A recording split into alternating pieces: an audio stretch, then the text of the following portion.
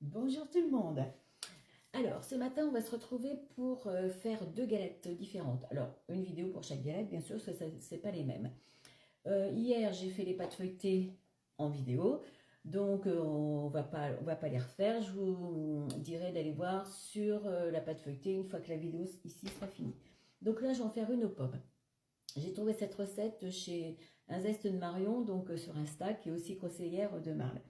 Alors, pour faire cette recette, j'ai mis dans ma poêle une noisette de beurre.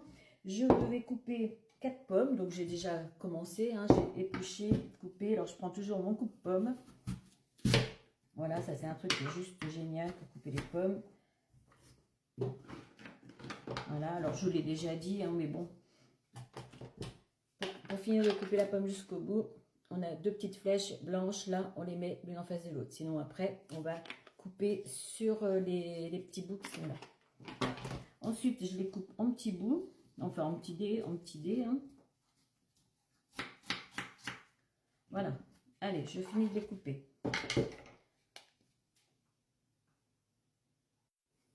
Bon, on voit un peu le soleil, mais enfin, il est 9h30. Ça serait dommage de cacher le soleil vu le froid qu'il fait. Alors, pour faire cette recette, je vais vous donner quand même tout de suite les quantités. 4 pommes coupées en petits dés, 30 g de sucre rond, 300 g de compote de pommes et un petit peu de vanille avec une noisette de beurre. Alors voilà, mon beurre est fondu. J'y ajoute mes pommes. À chaque fois, je dis il faut que j'amène ma plaque portable de cuisson et puis voilà, j'y pense pas. Voilà, j'ai mis mon sucre roux. Maintenant, je vais les faire fondre pendant 10 minutes à peu près. Sans oublier la vanille, je l'ai rajoutée. Voilà, mes pommes sont caramélisées et je les ai laissées refroidir. Alors, ensuite, je vais ajouter la compote de pommes. Alors, moi, j'ai toujours des petits pots comme ça. Hein. Des fois, ça évite d'ouvrir un gros pot. Et moi, les petits-enfants adorent ces petites compotes. Alors, je vais déjà en mettre 2 parce que j'ai peur que 3, ça fasse trop liquide après. Après, tout dépend de la grosseur des pommes qu'on a. Hein. Dans la recette, c'était 4 pommes, mais après 4 pommes, c'est... Voilà, c'est vaste. Hein. On peut avoir des grosses pommes comme des petites. Allez, je mets ma compote, je mélange. Voilà, j'en ai mis que 2. En fait, j'ai mis 200 g de compote. Voilà, pour moi, après, j'ai peur que ce soit trop liquide. Bon, alors maintenant, on va sortir la pâte feuilletée du frigo et on va l'étaler. Voilà, je viens d'ouvrir ma pâte feuilletée. Donc, je l'ai faite hier. Regardez, on voit bien les feuilles. Donc, j'en prends une. Je vais l'étaler sur 4 mm. Alors, je vais mettre un petit peu de farine. Alors, moi, 4 mm, moi, j'aime bien quand c'est bien plat. J'ai mes petites réglettes en bois parce que mon rouleau n'est pas assez large quand j'étale des grandes pâtes. Donc, je prends mes 2 réglettes de 4 mm et mon rouleau à pâtisserie. Allez, je commence.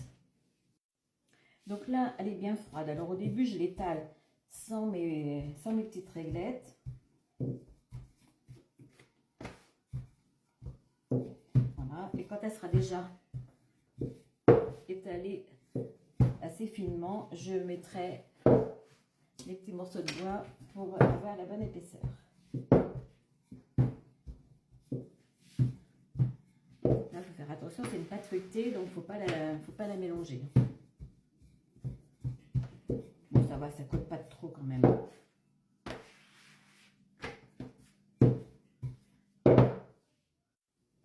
Alors, comme elle ne colle pas en mettant légèrement un petit peu de farine, pour l'étaler correctement dans les deux sens, on peut la bouger, au lieu de bouger la feuille à pâtisserie.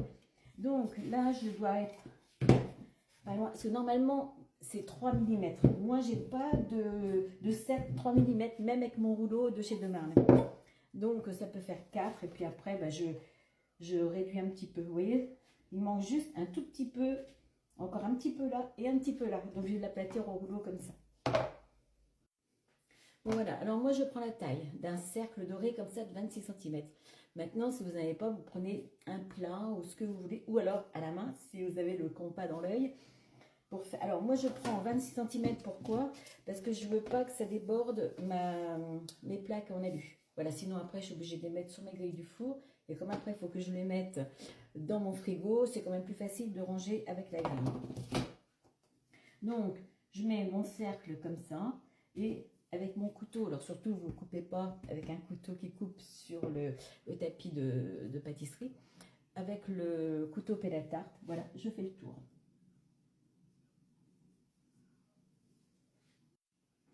Bon voilà, mon contour est fait. Je retire le surplus de ma pâte. Alors surtout, vous ne faites pas en boule, parce qu'après, on peut faire des petits feuilletés, des petits torsadés comme ça, au sucre ou au gruyère.